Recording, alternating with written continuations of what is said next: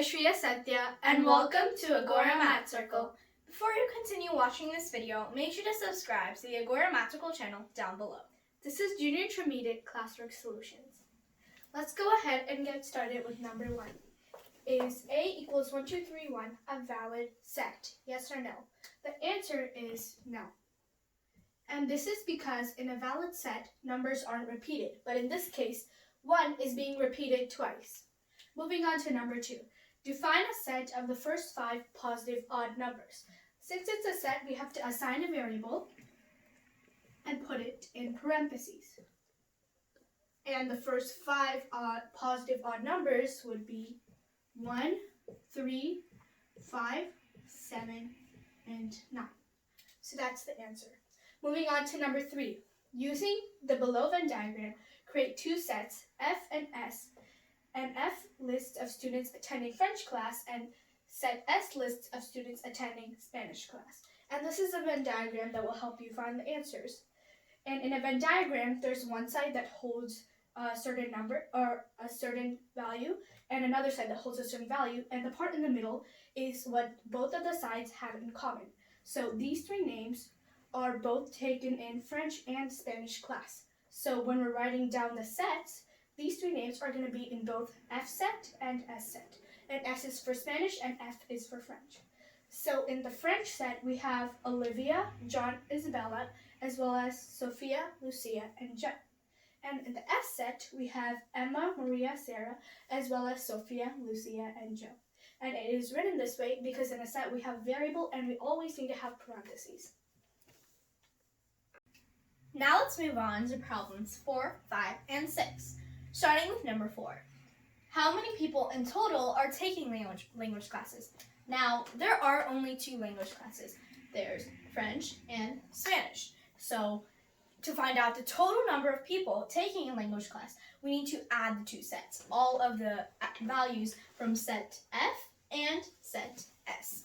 Well, an easy way to remember all of the elements in a specific set is, for example, if this circle is set F, the whole thing is set F, then all of these elements, Olivia, John, Isabella, Sophia, Lucia, and Joe, are all from set F. Now the same thing goes with set S. If this whole circle is set F, then that means all of these values, all of these names are also the people taking Spanish class. Now, in order to find the total number of people, we have to add all of these elements. Now, instead of adding this circle and this circle, since we know that the people over here, Sophia, Lucia, and Joe, since they take both French and Spanish class, we're going to add all of these people that take both to the people who only take French and the people who only take Spanish. Now, there's 3 people taking French only, 3 people taking both French and Spanish, and there's 3 people taking Spanish. So in total, the people who are taking class are 9.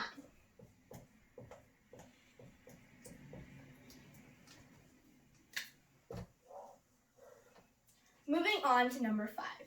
Let A and B be the following sets. Set A consists of 2, 4, 6, 8, and 10. Set B consists of 1, 3, 5, 7, 8, and 9. Now, based on this information, we have to find out what is A union B. Now, the union basically means a set with both the values that are in set A and the values that are in set B. So it's basically a combination of A and B. Obviously, since we know that a set should not repeat any number more than once, we have to make sure that the numbers that are repeating should only be added into the set once. So, also, make sure to put this in order. So we have A union B. Make sure to introduce it with a variable, and since we know that it's the set, we're going to do this and add parentheses here. Now we need to find what they have in common. Now we have 2, 4, 6, 8, and 10, and 1, 3, 5, 7, 8, and 9. So since we need a combination of set A and B, and we need to put them in order, let's start by arranging them. Well, in set B we have 1, which is the smallest number. Then there's 2 here. There's 3 here. and 3 isn't repeating. All of these numbers aren't repeating more than once. There's 4 here, 5 here, 6 here, 7 here, and there's 8 both in set A and in set B. So what do? You just only add 1 8. And you have 9 here and 10 here. So A union B, or the union of both A and B, what they both have together, the combination of both sets A and B, which is union, is all the numbers from 1 to 10. Moving on to number 6. What is A intersection B? This upside down U is called intersection. Intersection is basically what the two sets have in common. And how are you going to look at that? Well, we basically just need to find what these two sets have in common. Well, 2 is only here, so we can cross that off. 4 isn't repeated. 6 isn't repeated. But 8 is repeated both in sets A and set B. 10, all of these numbers, 10, 1, 3, 5, 7, 9, 2, 4, and 6 are not repeated, but only 8 is. So A union B, and again, even though there is only one value, we're still going to introduce it as a set, or A intersection B is equal to 8. And always write it into this format. Now let's look at number 7. Define sets A and B. Let's first go ahead and start with set A. So we have to write A equals and the parentheses, and we have to find out what's in A. And let's find out using the Venn diagram over here. So we have 1, 2, 3, and 4. And this middle, as we know, is what both have. So it's also included in set A. So we have 1, 2, 3, and 4 in set A. Now let's move on to set B. We need to have the parentheses, and we have 1, 2, 3, and 5 in set B. And that's how you would define the sets. Moving on to number 8. Solve A union B. As we saw in problem number 6, when we're doing A union B, we're basically writing all of the numbers, but we don't repeat them if they're in both sets. So A union B is equal to 1, 2, 3, which is what's in both, and 4, and 5. And we're not repeating 1, 2, 3, because we don't need to when we're finding a union. Now let's move on to number 9. Solve A intersection B. Now A intersection B is basically what both sets have in common. And if we look over here, both sets have 1, 2, and 3 in common. So A intersection B is 1, 2, and 3. Now let's move on to number 10. Solve A minus B. Now, if we want to look at this in a simple way, we can pretend it's a subtraction problem, like 5 minus 4. Now, in 5 minus 4, we're taking 4 away from 5. In the same way, when we're doing A minus B, we're taking away whatever is common between sets A and B away from A. So let's see, what's common between A and B? 1, 2, and 3. And in set A, we have 1, 2, and 3, and if we take those away, what do we have left? 4. So A minus B is equal to 4. Now let's move on to problems 11, 12, and 13. Problem 11 states, draw a Venn diagram union of two sets. Now, it doesn't really specify what sets to use, and it doesn't provide a range of numbers to use. So I'm just going to use this random example in which set A has the values 1, 2, and 3, and set B has the values 2, 3, and 5. Now, your Venn diagram might be different than mine since you have different numbers inside both of the sets. Now, since we know we're drawing a Venn diagram, let's first draw two circles.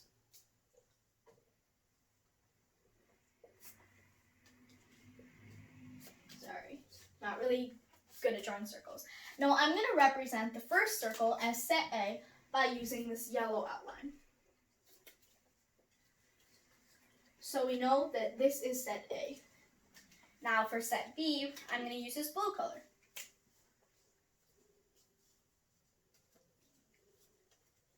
So this is set B, and this is set A. And what's inside here is what they both have in common, or the intersection of both.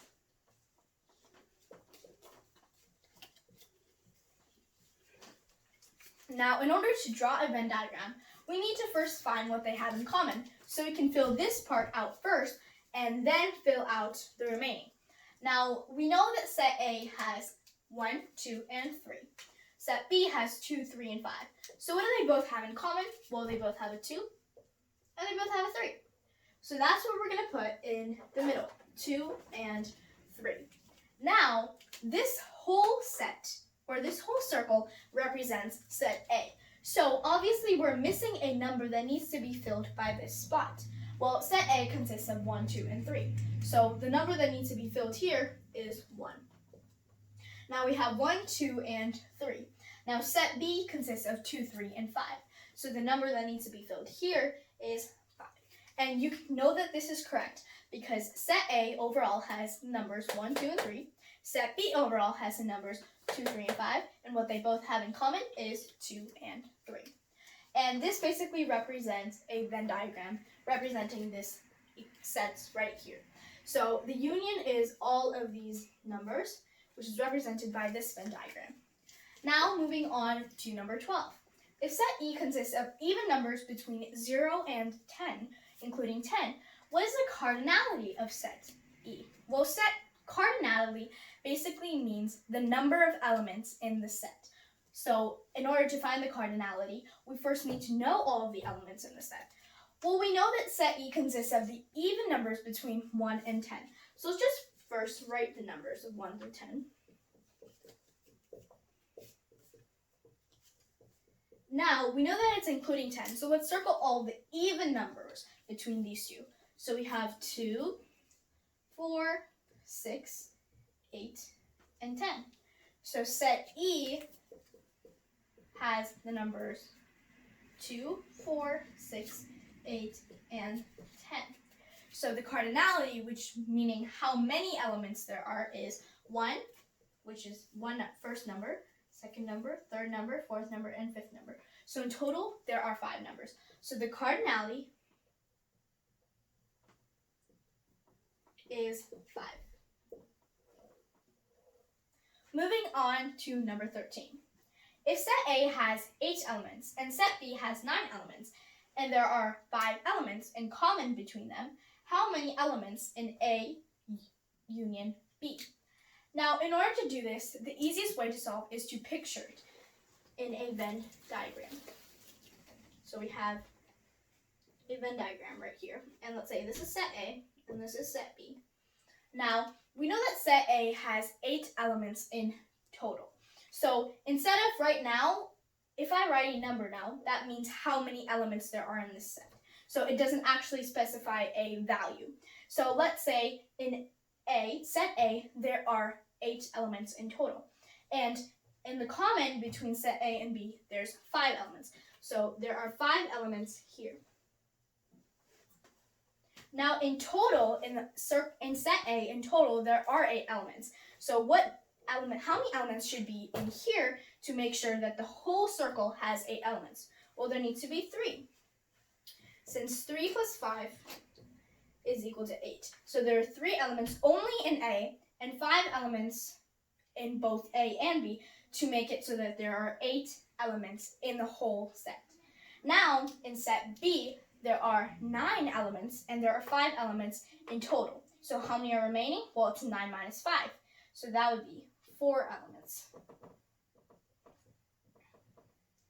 Now that we know how many elements are in each of the positions, it will be easy to solve A union B, since A union B is basically the combination of A and B.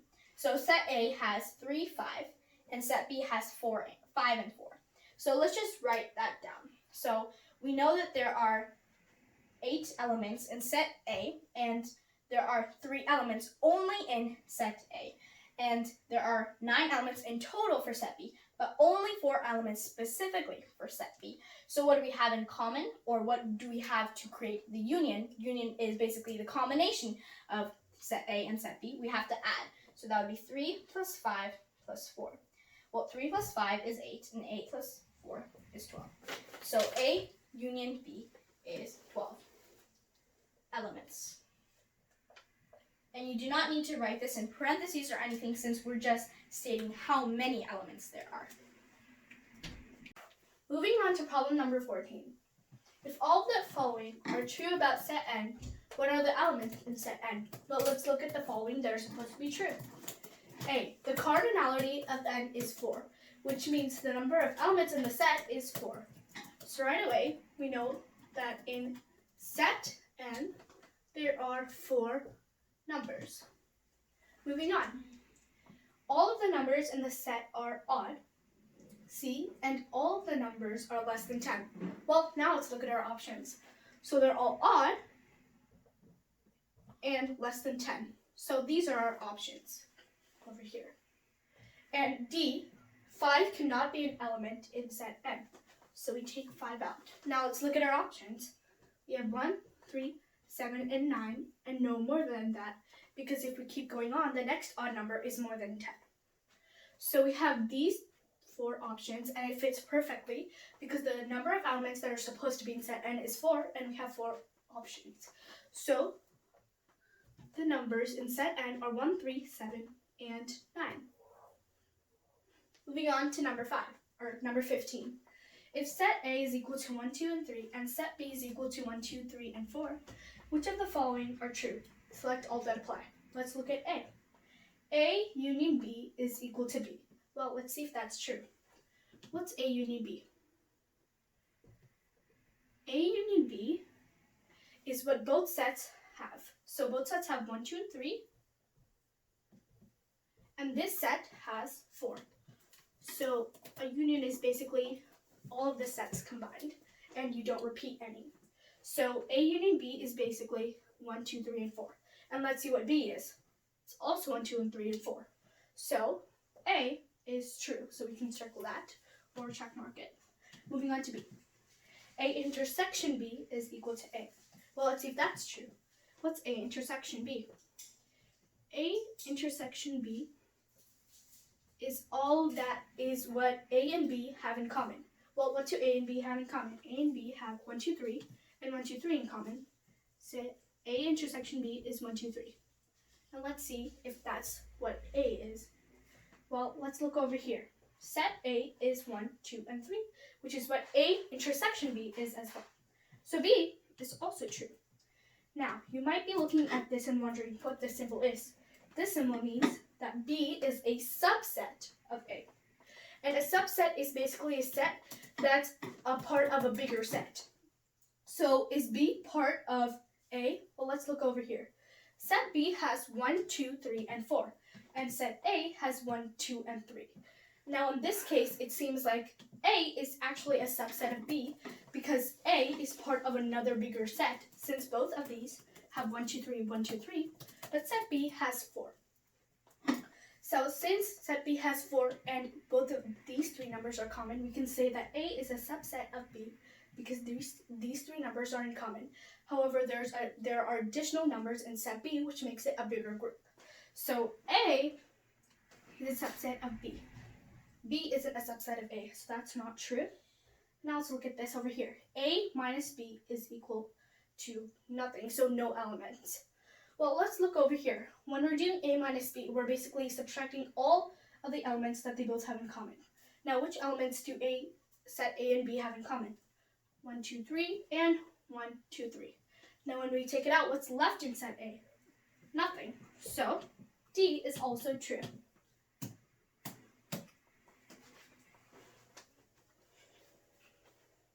Let's do problem 16, 17, and 18.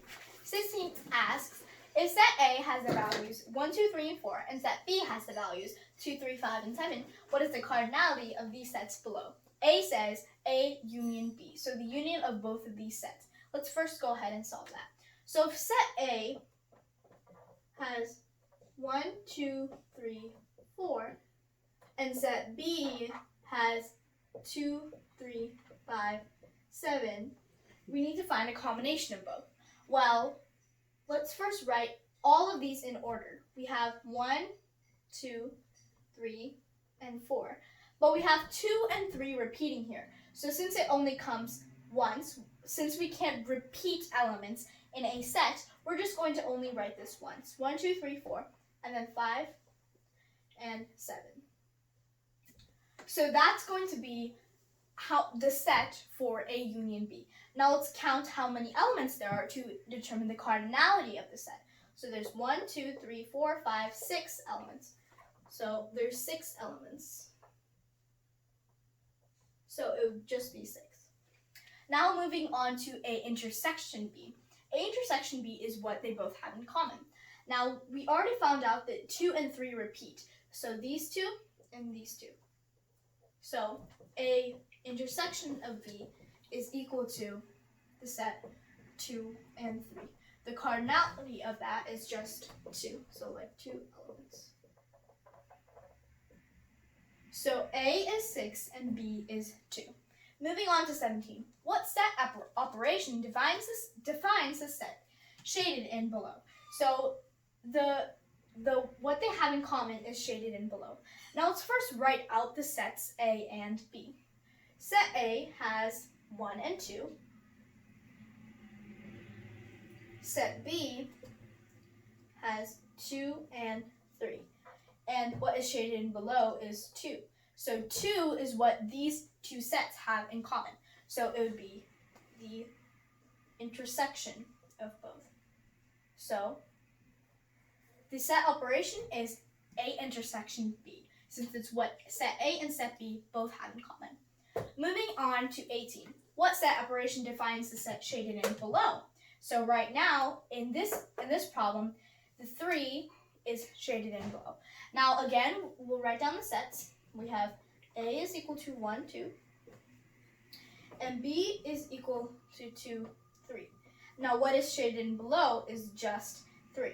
Well, we know it isn't the intersection because 3 isn't in both, but we do know that 3 is basically set B without the 2, and the 2 is what A and B have in common. So if we were subtracting B and A, and subtracting meaning taking what A and B have in common, that element away from set B. So if we have 2 and 3, and we take away what's in common of these two, well, if we look, 2 is in common. So if we take away this 2, then what's left is 3. So, and that's exactly what we have here. So the set operation is B minus A. Now let's move on to problem number 19. What set operation defines a set shaded in below? Well, let's look at this Venn diagram over here. Since we have 3 sets, it's going to be pretty difficult. So let's narrow our options. Well, looking over here, I think we should first start out with the intersection to narrow down the elements. Who knows, maybe we can find the answer when we're trying it out the first time itself. Well, let's go ahead and start it with A intersection B. And I don't recommend using union because when we're doing union, we have a long list of numbers. And all we need is these 3 numbers to come. So A intersection B would be 2 and 3, since those are the only things they have in common. Well, we've already got 2 numbers. Let's try A intersection C. Well, A intersection C is just 3. Oh, sorry. It's 3 and 1. Well, we've already got all the numbers over here. And another way for us to combine these elements without repeating is doing union. So if we did A intersection B, union A intersection C, that would be 1, 2, and 3, and we don't need to repeat 3 again since we're doing union. And that gives us the answer. So this is the set operation that defines 1, 2, and 3. Now let's do number 20, our last problem. A and B, shown in the Venn diagram, have the same number of elements, and their union is 2007 elements, and the intersection is 1001 elements. Find the number of elements in A. So we're basically finding the cardinality of A. Well, to find that out, let's go ahead and use the information we have. We know that the cardinality of A union B is 2007 elements. and a intersection B is 1,001 elements. And we know that A union B is always A plus B minus the intersection of A and B. Now, knowing this, let's go ahead and substitute. We know that A union B is 2007, and we also know that A and B have the same number of elements, so we can substitute B as A since that's what we're trying to find, and we can subtract by 1,001 when we substitute. So we go ahead and add 1,001 so that we can isolate A, and we get that 3,008 is equal to 2 times the cardinality of A. And when we divide, we get that the cardinality of A is 1,504. So the number of elements in A is 1,504. Don't forget to subscribe and like. If you have any questions, you can email info@agoramathcircle.org or comment below and we'll reply back. Maybe. And if you want to see practice things or anything about us, you can visit our website, which is basically the end of the email but without the info and the end. So bye!